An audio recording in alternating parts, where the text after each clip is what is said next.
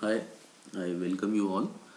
So let us see Unit 2, that is metal forming process. So in here we have content. We have to go through hot and cold working. In that we have to see concepts and comparative study. Then how a material will be behave in metal forming.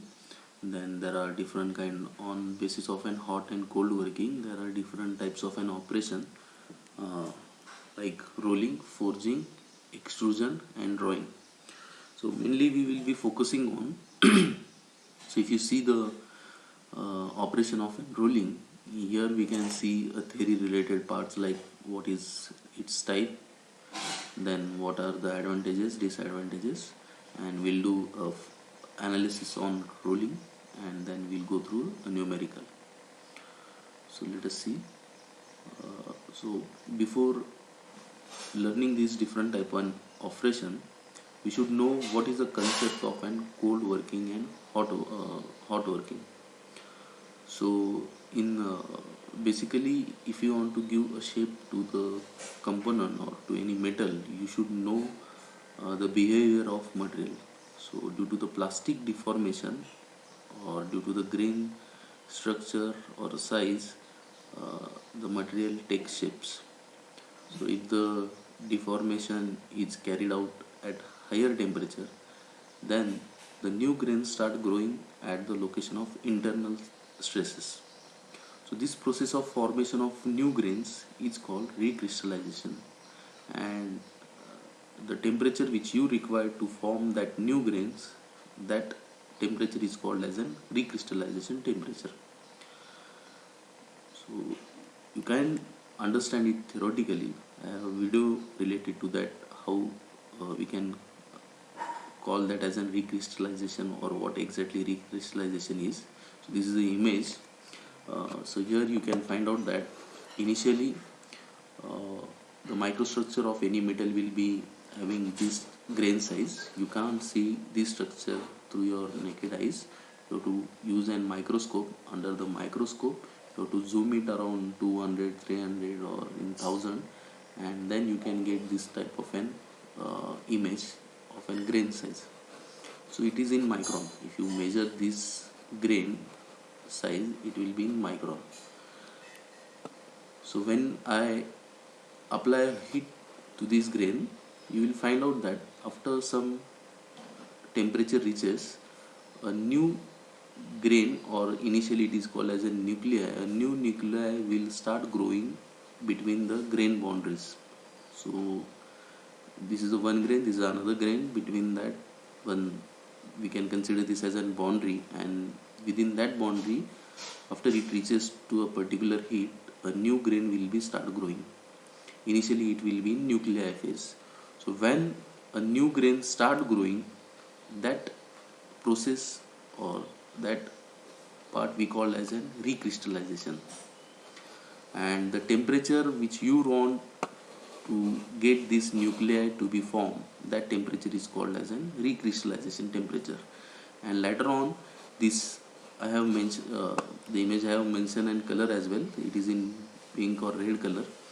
So when those nuclei will start growing further, the blue border grains will be disappear and new shape of an grains will be formed. So here the whole recrystallization process has been completed now, and you can see that initially there were blue boundary grains. Now their new grains have been formed with red boundary grains. So the color is defined to distinguish the uh, grains which are formed newly. You can see a video over here.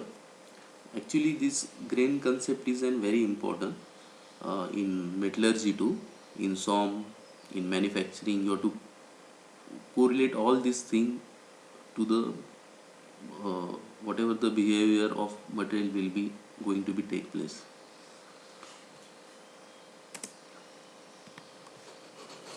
Let me play this video.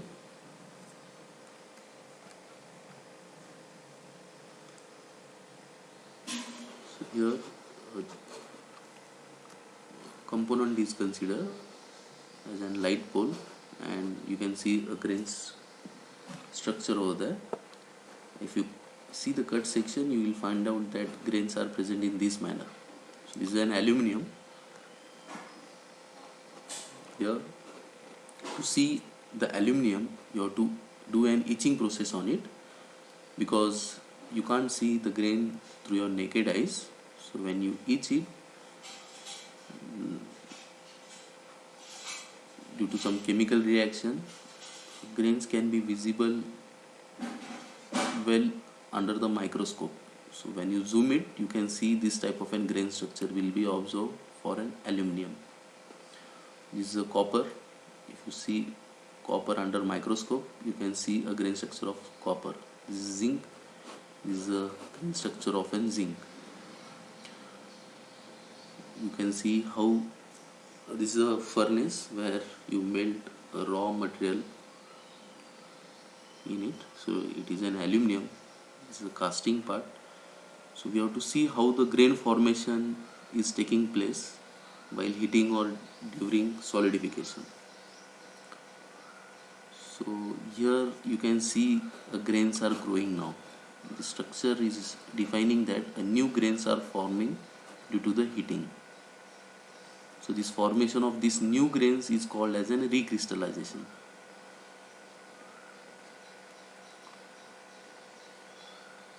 Okay, we'll see in next slide.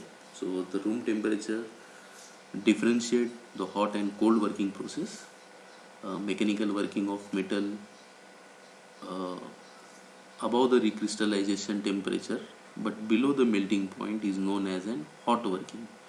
So if you have seen and a smith, blacksmith, then smithy process, he actually works at an hot working temperature, or you can call that process as hot working. He is to heat the weapons and then he is to give a shape to it. Whereas below the recrystallization temperature is known as an cold working. So if new grains are not forming due to the temperature, and if you work on that process or that condition, then we call it as an cold working.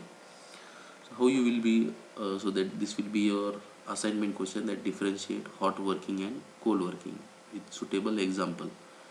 You have to give the example, what are the jobs which are made by an hot working process and which are the jobs which are made by an cold working process. Now let us see